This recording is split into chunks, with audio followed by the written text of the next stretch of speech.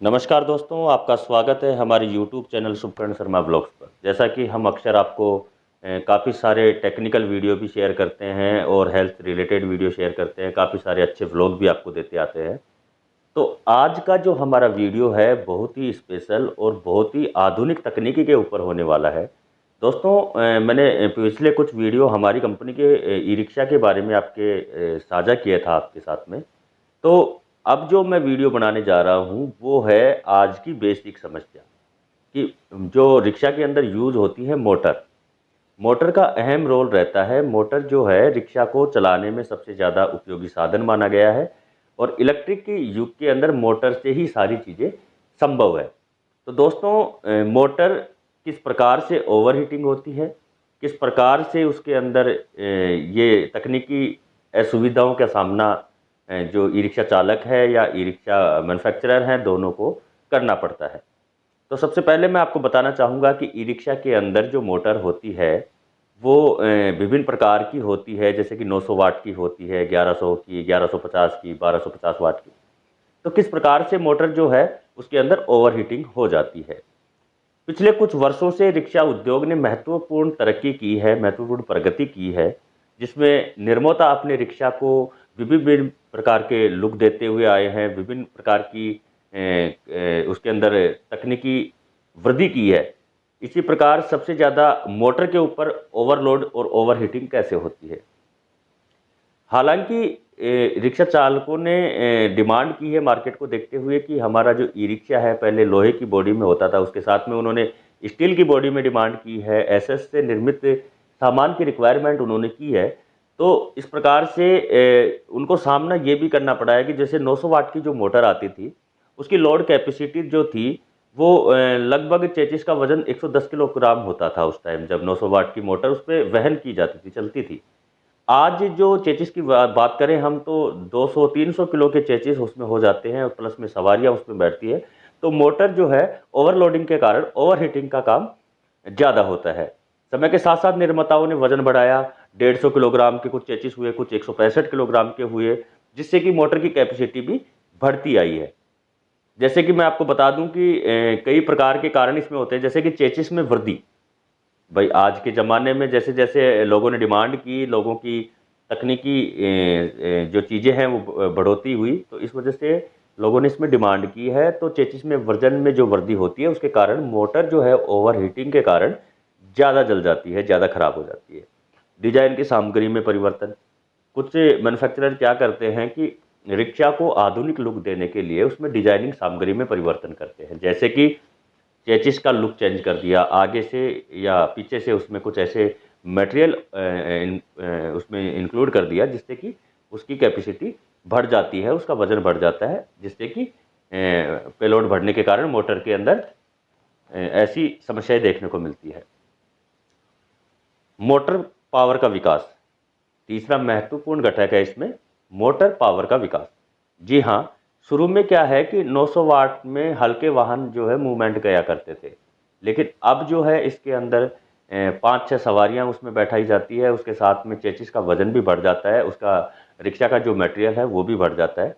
तो मोटर जो है सजेस्ट करते हैं 1250 वाट के लमसम, लेकिन कुछ मैन्युफैक्चरर 1100 वाट की लगाते हैं, तो वहाँ पे ज़्यादा घर्षण होता है, ज़्यादा लोड होता है, उसकी वजह से मोटर खराब हो जाती है। जैसे वजन बढ़ने के साथ साथ मोटर की वृद्धि हुई, जैसे 1000 वाट की हुई, 1200, 1100, तो कुछ निर्माताओं ने समझो समायोजित किया कि भाई 1200 वाट की मोटर इस लोड के साथ में क्लियर है, आप इस मोटर का सामना करें तो आपकी मोटर जो है कम जलेगी। अब जिन निर्माताओं ने वाहन का वजन बढ़ाया लेकिन मोटर पावर को नहीं बढ़ाया, उन्होंने मोटर की जलने के समस्याओं का सामना किया। भाई जैसे कि कई मैन्युफैक्चरर क्या होते हैं कि मोटर उन्होंने सेम रखी 900 वाट की, 1000 वाट की, और इसका वजन बढ़ा दिया, इसकी कैपेसिटी जो है उसको ध्यान में नहीं रखा, तो वो मोटर जो है वो ज़्यादा जलने के चांसेस होते हैं, उसको ख़राब होने के चांसेस रहते हैं। तो ये थी ओवरलोड होने के कारण जो मोटर जलने की समस्याएं। कुछ पावर होता है अंडर पावर मोटर्स क्यों ओवरहीट होती है। इसका महत्वपूर्ण बिंदु ये है कि अंडर पावर मोटर्स क्यों ओवरहीट होती है। एक अंडर पावर मोटर तब तक संघर्ष करती है जब कुछ पेलोड यानी वाहन का वजन प्लस यात्री प्लस कार्गो उसकी क्षमता से अधिक हो जाता है। ये ओवरहीटिंग के कारण कैसे बनता है? पहला इसमें आता है कि बढ़ा हुआ करंट का ड्रॉ, बढ़े हुए करंट का ड्रॉ। तो इसमें क्या है कि अतिरिक्त भार को संभालने के लिए मोटर अधिक करंट खींचती है, जिससे वाइंडिंग्स और अन्य घटकों के अंदर गर्मी पैदा होती है, जिसके कारण करंट का ड्रॉ होता है। दूसरा इसमें महत्वपूर्ण बिंदु ये आता है घटक पर निरंतर तनाव। जी हाँ, ओवरलोड वाइंडिंग मैग्नेट और बेरिंग पर लगातार तनाव डालती है, जिसमें उनकी उम्र कम हो जाती है। अत्यधिक घर्षण से मोटर अधिक गर्म होती है, जिससे कि मोटर में खराबी होने के चांसेस ज़्यादा बढ़ जाते हैं। ये तीसरा कारण इसमें यह है कि ऊर्जा रूपांतरण में असक्षमता। जी हाँ, क्षमता से अधिक चलने वाली मोटर कम कुशल हो जाती है, जिससे अधिक ऊर्जा गर्मी में बदल जाती है, बजाय उपयोगी कार्य के वह जलने लग जाती है या उसका तकनीकी खराबी उसमें उत्पन्न हो जाती है। अब इसके अंदर अंडर पावर मोटर के उपयोग के अंदर जो परिणाम सामने आते हैं, उसके अंदर क्या है कि मोटर की खराबी हो जाती है। जी हाँ, ओवरहीटिंग से वाइंडिंग जल सकती है, जिससे कि स्थायी नुकसान होना संभव है। रखरखाव की बढ़ी हुई लागत।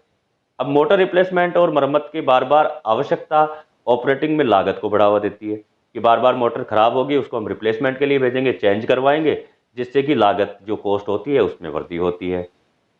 घटता प्रदर्शन। ओवरहीटिंग मोटर की टांके और दक्षता को निरंतर प्रदान करने की क्षमता को प्रभावित करती है। इसमें अगला है कि सुरक्षा जोखिम। अत्यधिक गर्म मोटर्स के मामलों में आग लगने के चांसेस बढ़ जाते हैं, जिससे कि नुकसान होता है। ओवरलोडिंग और ओवरहीटिंग को रोकने के कुछ उपाय मैं आपको बता देता हूं इस वीडियो के माध्यम से, ताकि आपको ये बहुत ही महत्वपूर्ण बिंदु मिले, ताकि आप अपने रिक्शा का, अपनी मोटर का रखरखाव अच्छी तरीके से कर सकते हैं। पहला इसमें है कि सही मोटर पावर का चयन करें।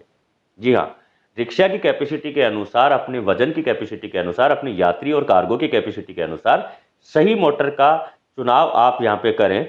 मोटर का पावर को कुल पेलोड के साथ मेल करें, जिससे आपको वाहन का वजन, यात्री या कार्गो शामिल है, भारी वाहनों के लिए कम से कम 1100 वाट की मोटर का उपयोग आप करें।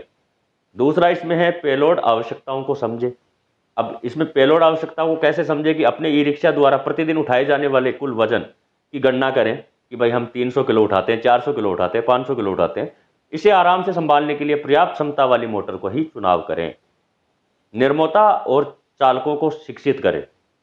सबसे महत्वपूर्ण पॉइंट इसमें यह है कि जो ई रिक्शा बनाते हैं और जो चलाते हैं, उनके लिए एक ट्रेनिंग प्रोग्राम आयोजित करें। उनको समझाया जाए कि भाई इस प्रकार से आप निर्माताओं को वाहन डिजाइन के साथ मोटर पावर का मिलान करने के लिए महत्वपूर्ण बिंदुओं को सूचित करें, तथा चालक जो हैं उनको लोड से बचने की ट्रेनिंग प्रोवाइड करें कि इस प्रकार से आप इतना वजन इसमें वहन करें, ताकि आपकी मोटर ओवरहीटिंग और ओवरलोडिंग के कारण जले ना, नुकसान का सामना आपको ना करना पड़े।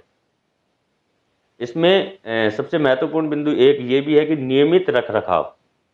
मोटर की नियमित रूप से जांच करें, ताकि बड़े नुकसान से पहले ओवरहीटिंग, ओवरलोड के संकेतों की पहचान की जा सके। मोटर की टिकाऊपन व दक्षता इस पर निर्भर करती है कि वाहन के पेलोड के सही पावर का चयन किया गया है या नहीं। समय के साथ उद्योग में महत्वपूर्ण सबक सीखे हैं। अंडर पावर मोटर के उपयुक्त पावर समाधान के बढ़ते हुए मोटर पावर और पेलोड के बीच संबंध को समझकर निर्माता ओवरहीटिंग का रोक करना, रखरखाव की लागत से कम कर सकते हैं और ग्राहकों को संतोष से सुधार कर सकते हैं। इसलिए दोस्तों, मैं आपको आज की वीडियो में इतना ही बताऊंगा कि सबसे पहले आप मोटर के रखरखाव के उपयोग अपने जीवन शैली में शामिल करें। अगर आप ई रिक्शा चालक हैं, ई रिक्शा बिजनेस से जुड़े हुए हैं, तो सबसे पहले आप अपने वजन की गणना करें और सही मोटर का चुनाव करें, और इसके रखरखाव के और इसके नियमित रखरखाव के जो भी कार्य हैं, जो भी आपको सुविधाजनक उपाय हैं, उसका पालन करें। मिलते हैं आपसे ऐसे ही एक नए वीडियो के साथ। तब तक के लिए नमस्कार। वीडियो अच्छा लगे तो शेयर करें, चैनल को सब्सक्राइब जरूर करें। धन्यवाद। नमस्कार।